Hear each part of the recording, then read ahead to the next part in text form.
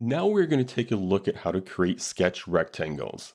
I'll begin by creating a new sketch, and I'll select the front plane for the new sketch.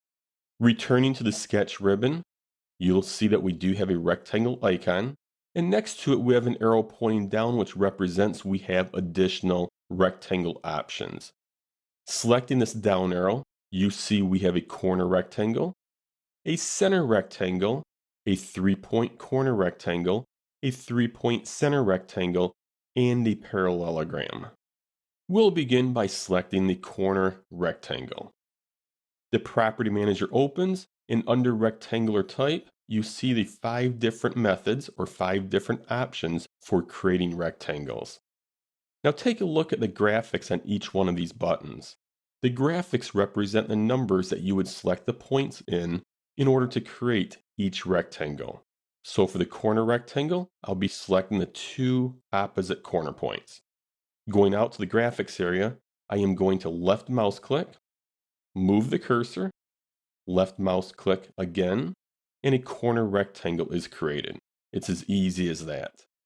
Going back to the Property Manager, I am going to try the second type of rectangle, a center point rectangle. And based on this graphic, I'll be selecting the center point first, followed by a corner point second. So I'm going to select the button. I'm going to go out to the graphics area, select the center point first by left mouse clicking, and then a corner point, and that completes my center point rectangle. Now notice in the center point rectangle, construction lines were added across the corners. By default, SOLIDWORKS adds construction lines for a center point rectangle and for a 3-point center rectangle automatically. However, you can add construction lines to the 3 other types by simply putting a check mark in the Add Construction Lines. Now notice these construction lines are from the corner points.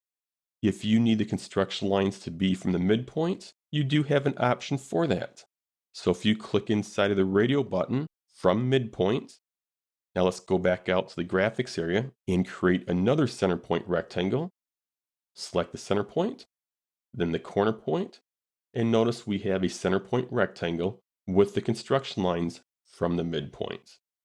Now let's create the next type of rectangle, a 3-point corner rectangle. I'll select the icon, I'll go out to the graphics area, left mouse click for the first point, left mouse click for the second point, and left mouse click for the third point. Let's try the next one. Here is a 3-point center rectangle. Now notice in the graphic, our point number 2 is the midpoint for one of the sides of the rectangle. So select the icon, I'll select my center point first, and then the midpoint for one of the sides. And notice as I move my cursor, it's being constructed from the midpoint. And my third point will be one of the corner points. And the last option is a parallelogram.